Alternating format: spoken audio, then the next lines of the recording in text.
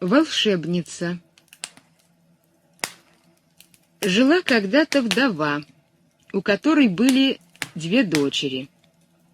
Старшая так была похожа на нее нравом и лицом, что всякий, кто видел ее, как бы видел перед собой и ее мать. И мать, и дочь были обе такие противные, такие надменные, что никак нельзя было с ними ладить. Младшая, которая кротостью и добронравием всецело походила на отца, была к тому же одной из самых красивых девушек, каких когда-либо случалось видеть. А так как всякий, разумеется, любит подобного себе, то мать была без ума от своей старшей дочери, а к младшей чувствовала страшную неприязнь. Есть она позволяла ей только на кухне и заставляла ее непрестанно работать. Эта бедная девушка, в числе прочих своих обязанностей, должна была 2 раза в день ходить к роднику за полмили от дома и приносить большой кувшин воды. Однажды, когда она стояла у родника, к ней подошла нищая и попросила дать ей напиться.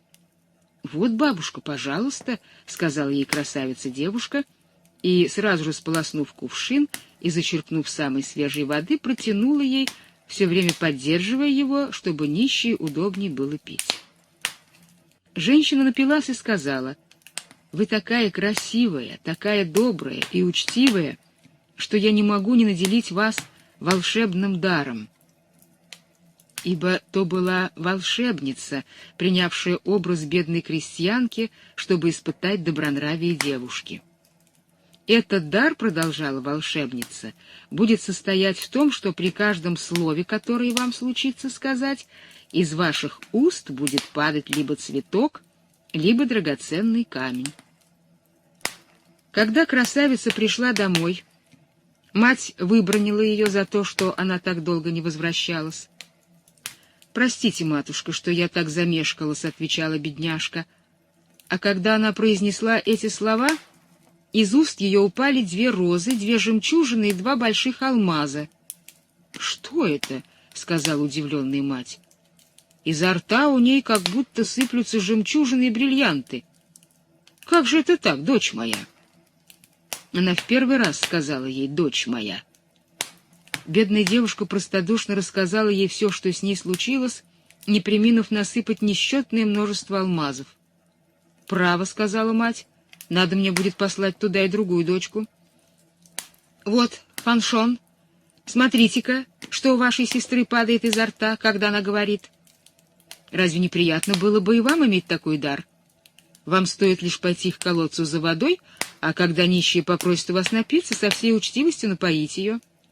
«Стану я ходить к роднику за водой», — надменно ответила грубиянка-дочь.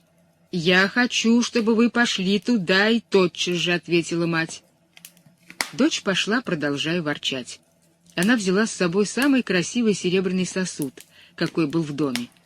Не успела она дойти до родника, как из лесу вышла пышно одетая дама, которая подошла к ней и попросила напиться.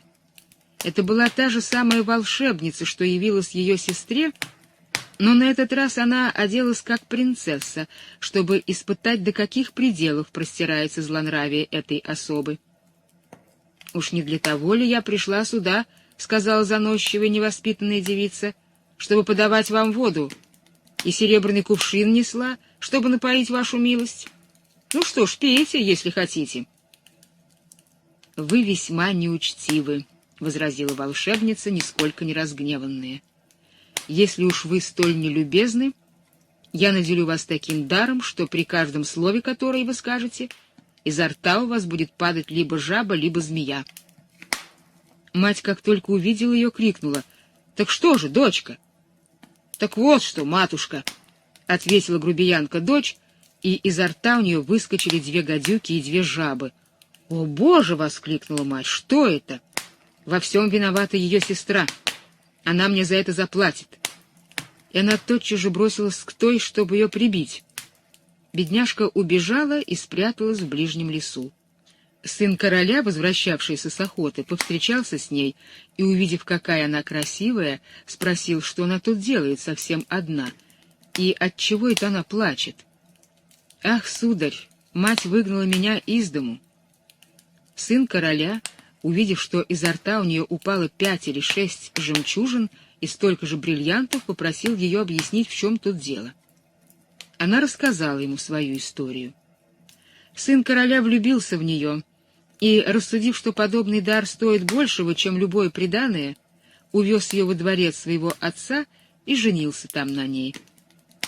А сестра ее всем была так ненавистна, что даже мать прогнала ее. И несчастная, которую никто не хотел приютить, сколько она ни скиталась, умерла где-то в лесу. Мораль. Хотя высоко ценит в свете звон золота и серебра, дороже, чем металлы эти, сокровища речей, исполненных добра.